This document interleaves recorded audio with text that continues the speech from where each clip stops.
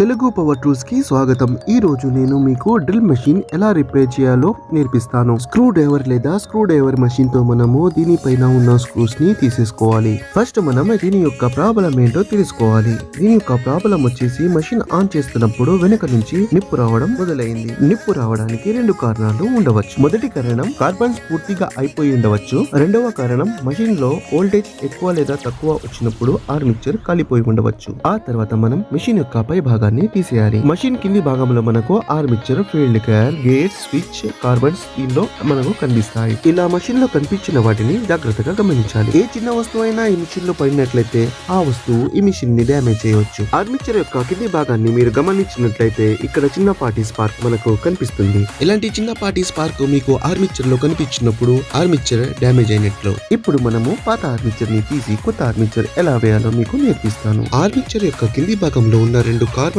ని మనము ఒక స్క్రూ డ్రైవర్ తో పైకి నెట్టి తీసేసుకోవాలి. ఇలా మనము ఒకటి కార్బన్ తర్వాత ఇంకో కార్బన్ ఇలానే తీసేసుకోవాలి. తీసేసుకున్న కార్బన్ ని ఒకసారి గమనిస్తే ఇవి పూర్తిగా అయిపోయాయి. మెషిన్ లో కొత్త ఆర్మిచర్ వేసేటప్పుడు పాత కార్బన్లను వాడకూడదు. అలా తీసిన కార్బన్లను పక్కన పెట్టేసి మెషిన్ యొక్క ముందు భాగంలో ఉన్న చక్ని కూడా పైకి తీసేసుకోవాలి. ఆ తర్వాత ఫీల్డ్ కాయిల్ ని పైకి లేపి దాంట్లో ఉన్న ఆర్మిచర్ ని ముందుకి లాగాలి. ఫీల్డ్ కాయిల్ లో ప్రాబ్లం లేదు కాబట్టి ఆ ఫీల్డ్ కాయిల్ ని బాడీలోనే పెడదాం. ఆ తర్వాత చక్ని కూడా బాడీలోనే పెడదాం. ఇప్పుడు నేను మీకు పాత ఆర్మిచర్ లో ఉన్న స్పార్క్ ని చూపిస్తాను. మీరు గమనించినట్లయితే ఆ స్పార్క్ ని చూడవచ్చు. చూశారుగా, ఈ మెషిన్ లో ఒక కొత్త ఆర్మిచర్, ఒక కొత్త కార్బన్ సెట్ మనం వేద్దాం. ఈ మెషిన్ లో వేయాల్సిన కొత్త ఆర్మిచర్ పేరు మకిటా MT60. ఈ డ్రిల్ మెషిన్ యొక్క మోడల్ పేరు MT60.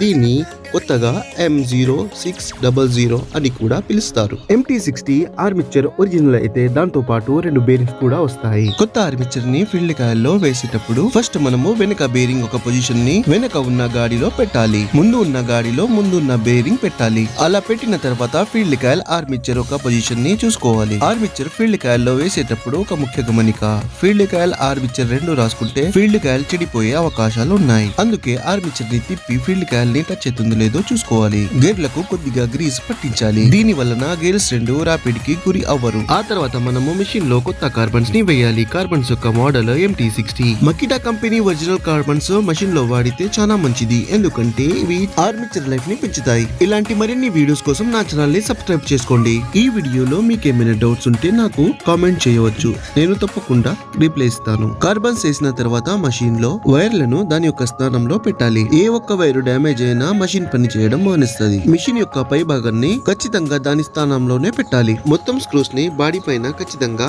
వేయాలి. వేసి ఫుల్ టైట్ చేసుకోవాలి. అన్ని చక్కగా సరిదీసిన తర్వాత మెషిన్ లో మనం మెషిన్ ని ఒకసారి ఆన్ చేసుకుని చూసుకోవాలి. ఇప్పుడు మనం మెషిన్ ని ఆన్ చేసి చూద్దాం. ఈ వీడియోని పూర్తిగా చూసినందుకు ధన్యవాదములు.